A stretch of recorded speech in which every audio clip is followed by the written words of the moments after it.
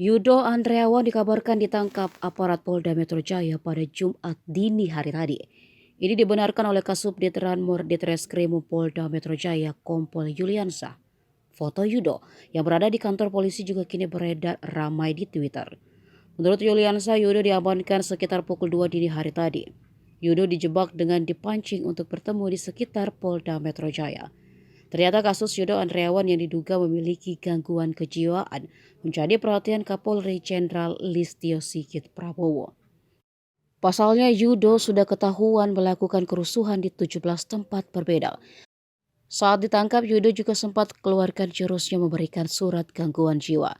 Namun, pihak polisi tetap membawa Yudo karena akan diperiksa lebih lanjut soal gangguan kejiwaannya.